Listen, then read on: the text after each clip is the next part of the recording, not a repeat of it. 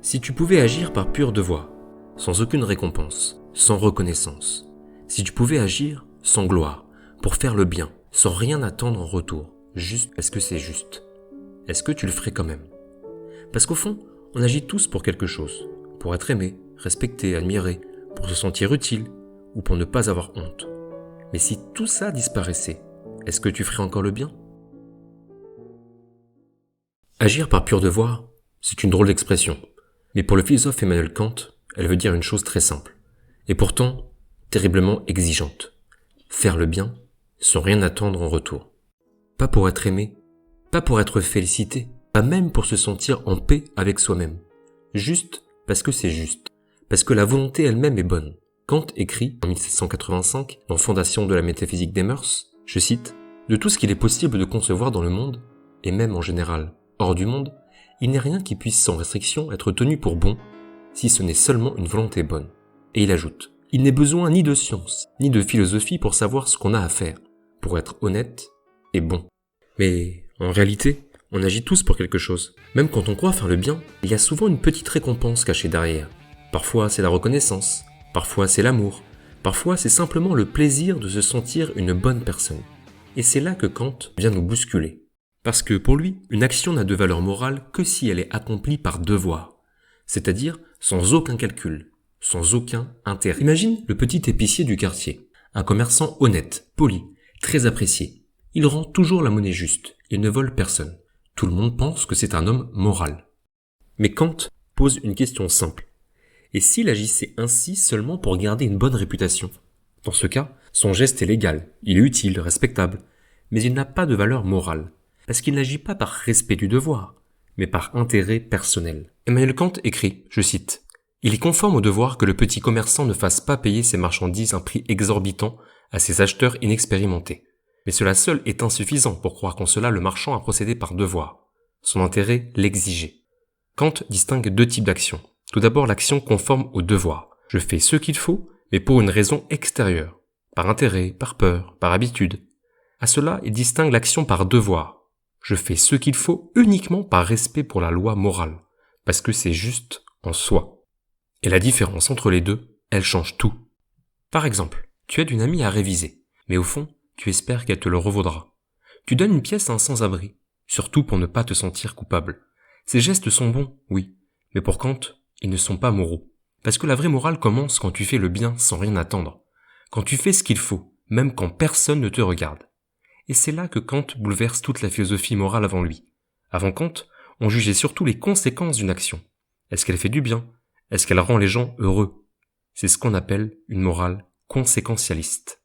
Mais Kant, lui, tourne le dos à cette idée. Pour lui, la valeur morale ne dépend ni du résultat, ni du bonheur qu'elle produit. Elle dépend de l'intention. Ce n'est pas la conséquence qui compte, mais la raison pour laquelle tu agis. Et c'est cette intention, pure et désintéressée, qui fait la différence entre agir conformément au devoir et agir par devoir. Dans Demon Slayer, Tanjiro agit souvent par amour. Il protège sa sœur, il aide les autres, parce qu'il est profondément bon. Mais il y a un moment différent, plus rare, celui où il pleure pour un démon qu'il vient de vaincre. Après un combat acharné contre Daki et Jotaro, 6e lune supérieure, Tanjiro s'agenouille, empêche le frère, qui s'apprête à disparaître, de dire du mal de sa sœur, et il prie pour eux. Il ne le fait pas pour être connu, ni pour se sentir vertueux, mais parce qu'il voit encore en eux une part d'humanité. À ce moment-là, il agit par pur devoir moral, comme si la compassion devait s'appliquer à tous les êtres, même les plus perdus. Ce geste-là, pour Emmanuel Kant, aurait une vraie valeur morale, parce qu'il n'obéit à aucune récompense, seulement à une exigence intérieure de justice et de respect. Faire le bien, quand c'est facile, quand on y gagne quelque chose, c'est humain. Mais faire le bien quand on n'a rien à y gagner, quand personne ne le verra, c'est autre chose. C'est là que commence la morale. Et c'est peut-être pour ça que Kant nous interpelle. Il ne nous dit pas comment être gentil. Il nous demande jusqu'où on est prêt à aller pour faire le bien, même quand ça ne sert à rien. Kant écrit dans les fondements de la métaphysique des mœurs, « Agis uniquement d'après la maxime qui fait que tu puisses vouloir en même temps qu'elle devienne une loi universelle. » Autrement dit, n'agis que d'une façon que tu pourrais souhaiter universelle. Si tu mens, Veux-tu d'un monde où tout le monde ment? Non. Alors ne mens pas. Si tu aides, veux-tu d'un monde où tout le monde aide? Oui. Alors aide. Sur le papier, c'est limpide, mais dans la vraie vie, c'est tout sauf simple. Parce que mentir, parfois, c'est humain. Qui n'a jamais menti pour ne pas blesser? Non, non, t'inquiète, ça te va très bien. Ou je ne lui dirai rien, promis. Ces petits mensonges du quotidien paraissent sans gravité. Ils partent souvent d'une bonne intention. Mais pour Kant, c'est déjà une faute morale. Parce que le mensonge détruit la confiance. Et sans confiance, plus de morale possible. Il écrit dans l'ouvrage de l'un prétendu droit de mentir par humanité, en 1797, je cite, « Le mensonge, si inoffensif qu'il puisse paraître, est une violation du devoir de l'homme envers lui-même, et encore plus envers autrui. » Et dans ses leçons d'éthique, Kant va encore plus loin. Il dit, je cite, « Le mensonge, quelles que soient les intentions de celui qui l'exerce, n'en demeure pas moins quelque chose de vil en soi, parce qu'il est mauvais dans sa forme même. » Autrement dit, même quand tu mens pour protéger, tu trahis déjà la loi morale. Car pour Kant, ce n'est pas la conséquence qui rend un acte bon ou mauvais, mais sa forme morale elle-même. Et cette rigueur, elle a fait débat. Un philosophe de son époque, Benjamin Constant, le défie. Il imagine une situation extrême. Un tueur frappe à ta porte. Il te demande où se cache ton ami pour le tuer. Tu sais où il est, mais si tu dis la vérité, il meurt. Si tu mens, tu le sauves. Que fais-tu? Benjamin Constant soutient qu'ici, le mensonge est un devoir d'humanité. Mentir, c'est sauver une vie. Mais Kant refuse, froidement. Il répondra à Constant que dire la vérité est un devoir, mais ce devoir ne doit pas être limité par des considérations d'utilité. Même ici, tu dois dire la vérité, parce que si tu mens, tu deviens responsable de tout ce qui découle de ce mensonge. Et surtout, tu renonces à ce qui fait ta dignité, le respect du devoir universel. Revenons à notre histoire de tueur qui frappe à ta porte et qui veut tuer ton ami. Imagine que tu mens, comme préconise Benjamin Constant, que tu dis que ton ami n'est pas là, et qu'au même moment, ton ami essaie de s'enfuir par la fenêtre. Le tueur, si tu lui avais dit la vérité, serait rentré chez toi. Ton ami aurait eu le temps de s'enfuir. Là, avec ton mensonge, il y a de grandes chances que le tueur voie ton ami se faire la malle.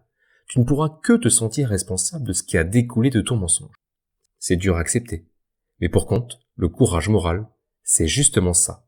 Faire ce qu'il faut, même quand tout pousse à faire autrement. Et là, on comprend pourquoi ce n'est pas seulement une question de vérité ou de mensonge. C'est une question de liberté intérieure. Dans Dragon Ball Z, Son Gohan incarne cette idée à la perfection. Adolescent réticent à se battre, il doit pourtant agir face à Cell, qui s'apprête à détruire la Terre. Il n'agit pas pour être admiré ni pour prouver sa force. Il doit agir par devoir, parce qu'il sait qu'il est le seul à pouvoir sauver les autres. À ce moment-là, il ne suit ni l'ordre de son père, ni la peur, ni la colère. Il suit sa propre loi morale. C'est ce que Kant appelle l'autonomie morale.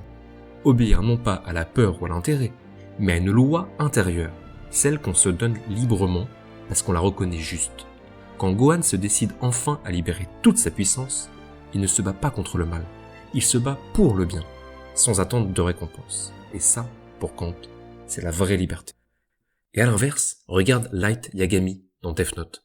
C'est un lycéen surdoué, calme, brillant, presque parfait. Un jour, il trouve un cahier tombé du ciel, le Death Note.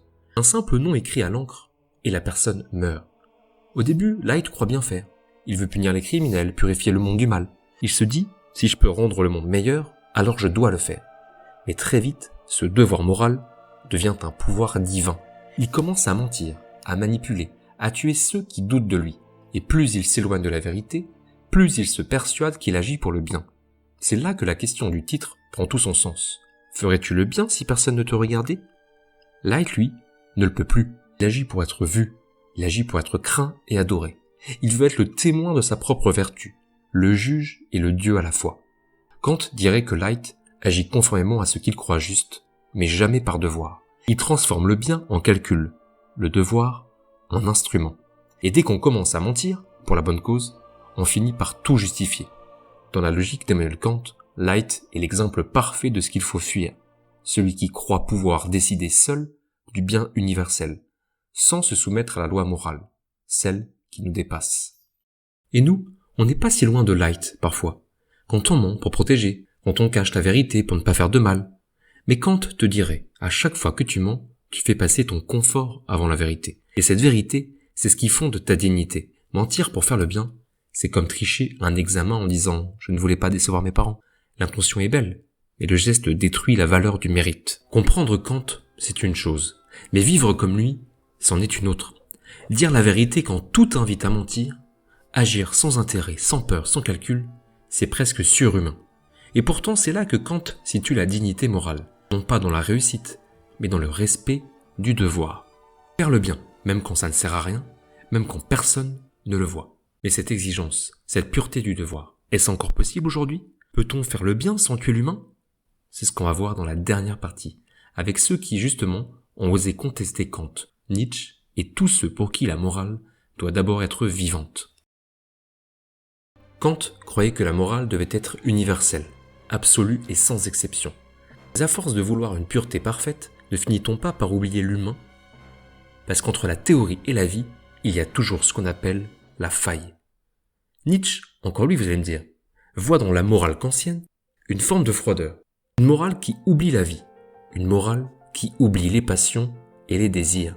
Nietzsche écrit, je cite, « La moralité, c'est l'instinct du troupeau dans l'individu. Pour lui, la morale du tu-dois n'est pas celle des forts, mais celle de ceux qui ont peur d'eux-mêmes. Pour lui, le danger, c'est de transformer la vie en un tribunal permanent, de juger nos instincts, nos désirs, nos émotions, comme s'ils étaient des fautes à effacer. Mais l'humain, c'est justement ce mélange de raison et d'instinct, et c'est là que Kant et Nietzsche se séparent. L'un veut que tu sois digne, l'autre veut que tu sois vivant. Regarde Itachi Uchiwa dans Naruto. C'est un jeune prodige, un frère aimant et un soldat loyal. Et pourtant, il a commis l'impensable. Il a massacré tout son clan, ses amis, ses parents, pour sauver son village. Personne ne saura la vérité. Pour le monde, il restera un traître, un monstre. Mais dans l'ombre, il aura tout fait par devoir. Aux yeux de Kant, Itachi incarne le devoir moral dans sa forme la plus pure et la plus terrible. Agir sans intérêt, sans récompense, sans témoin. Faire le bien même si tout le monde te croit mauvais. Faire ce qui est juste, même quand cela détruit tout ce que tu aimes. Mais à quel prix? Il a tout perdu, Itachi. Son clan, son nom, sa place parmi les siens. Il est devenu celui que tout le monde déteste pour protéger ceux qu'il aime. C'est le paradoxe du devoir moral poussé à l'extrême. Agir pour le bien au point de s'enlever toute humanité. Kant dirait qu'Itachi est juste, mais l'homme, lui, est brisé. Et c'est là que la question posée au début revient, comme un écho. Ferais-tu le bien sans témoin? Itachi, lui, l'a fait.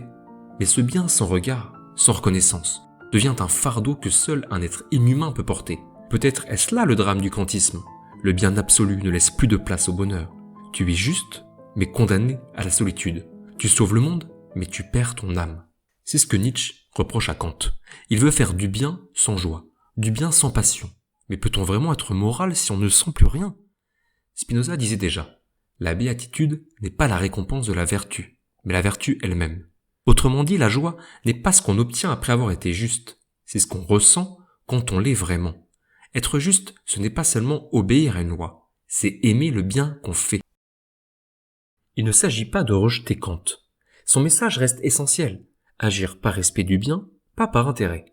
Mais ce qu'on comprend en grandissant, c'est que la morale ne doit pas tuer la tendresse, que la vérité ne vaut rien sans empathie. Et dire « je dois » sans comprendre « je veux », c'est perdre ce qui fait de nous des êtres humains. Il existe plein de cas où le « je veux » surpasse le « je dois ». Imagine un ami qui t'appelle en pleine nuit. Tu es épuisé. T'as un examen le lendemain, tu pourrais dire non, par devoir, envers toi-même. Mais tu sens qu'il a besoin d'aide, vraiment. Alors tu y vas. Pas parce que tu dois, mais parce que tu veux être là, humainement. Imagine maintenant un collègue qui a fait une erreur. Tu pourrais le dénoncer. Ce serait juste, conforme au devoir. Mais humainement, tu vas choisir de parler avec lui. Imagine aussi un parent face à son enfant. Il pourrait dire « je te punis parce que c'est juste ». Parfois, il choisit de parler, d'expliquer et d'écouter. Pas par faiblesse, mais parce qu'il sait que la compréhension peut être plus éducative que la sanction. C'est ce moment-là, fragile et humain, où le devoir rencontre la compassion. C'est là que la morale devient vivante, ni rigide, ni lâche, mais simplement humaine. Alors, si tu devais agir par pur devoir moral, le ferais-tu? Kant dirait oui, sans hésiter. Nietzsche répondrait non, vis d'abord. Et toi, est-ce que tu choisirais d'être parfaitement juste, au risque de ne plus vraiment être humain? Peut-être que la vraie morale, ce n'est pas celle qui nous rend purs, mais celle qui nous rend vivants. Si tu devais choisir entre la vérité kantienne et la liberté nietzschéenne, tu prendrais laquelle? Dis-le moi en commentaire. Et abonne-toi si tu veux continuer à réfléchir sur ce genre de dilemme, entre philosophie et animé. C'était Marc-Antoine, professeur à l'éducation nationale, alias Sensei Philo. À très vite.